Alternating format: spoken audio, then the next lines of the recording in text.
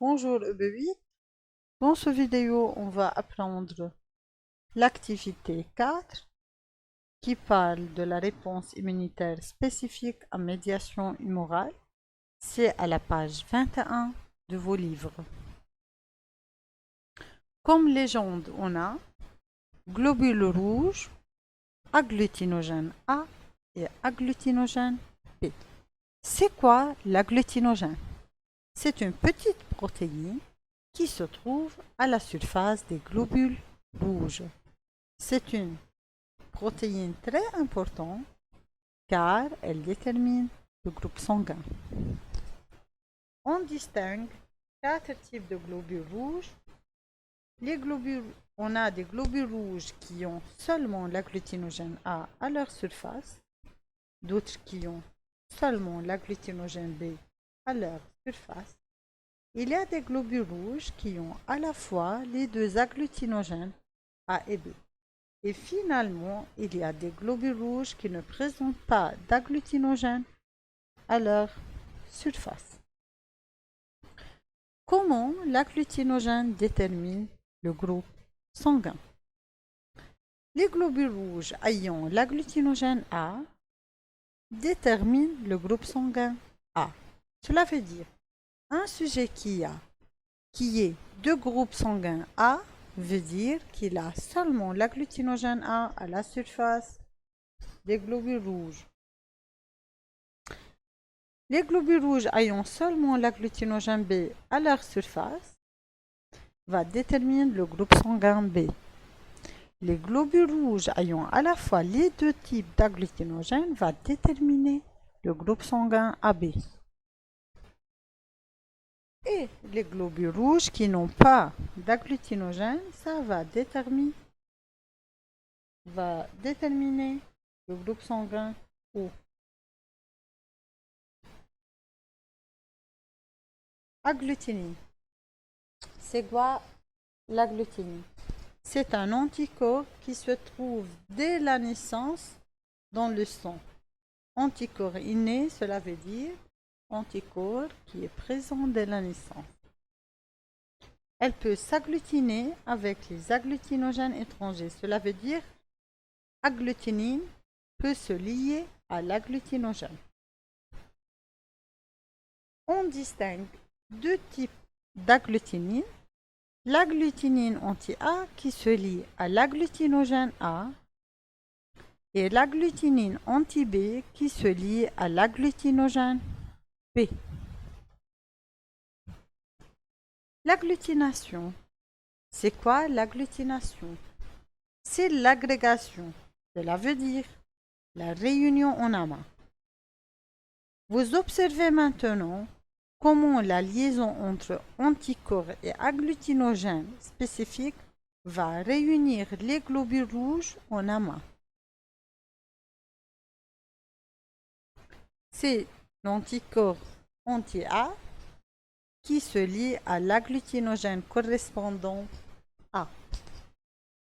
Vous observez maintenant deux images, image 1 et 2, un représentant l'agglutination du sang, deux absence d'agglutination. Vous observez ici le sang coagulé ou bien réuni en amas, c'est l'agglutination. Ce phénomène est très grave. Parfois, il aboutit à la mort du sujet. Groupe sanguin. On a le groupe sanguin A, il y a l'agglutinogène A à la surface de ces globules rouges.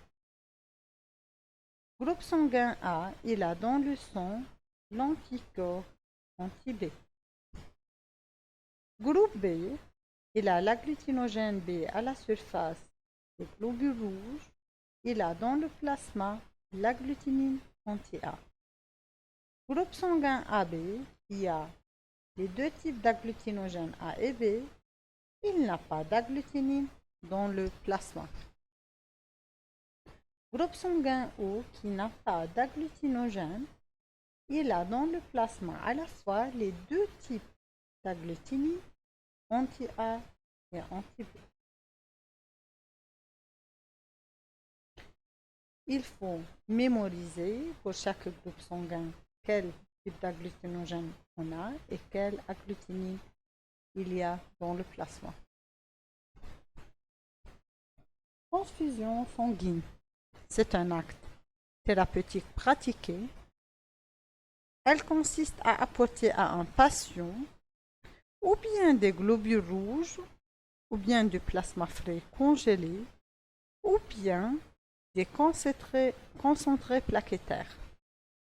Cela veut dire plaquettes sanguines. On a un donneur qui va donner du sang et un receveur qui est malade, qui souffre parfois, par exemple, d'une hémorragie nazive. Le receveur, il va recevoir le sang prélevé d'un donneur. Est-ce qu'on peut donner n'importe quel groupe sanguin à n'importe quel receveur?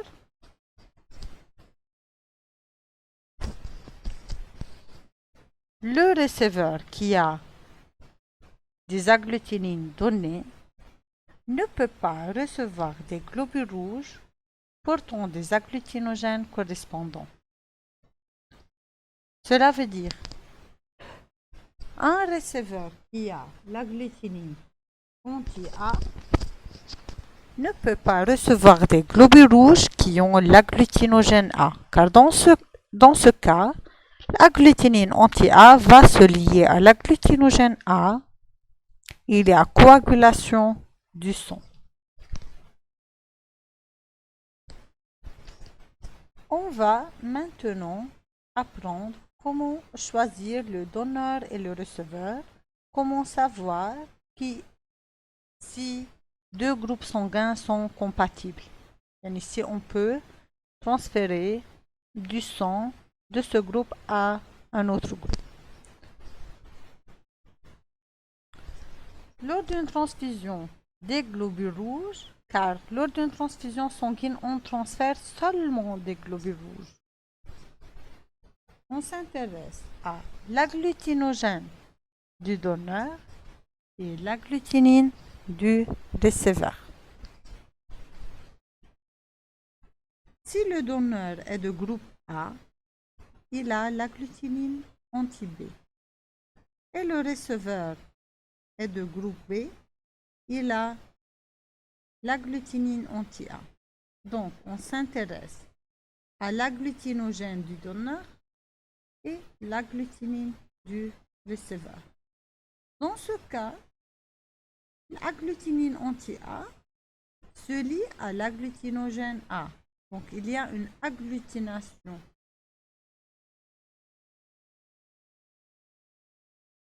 Le receveur meurt. Donc, les groupes sanguins A et B ne sont pas compatibles. On ne peut pas transférer du sang du groupe A au groupe B.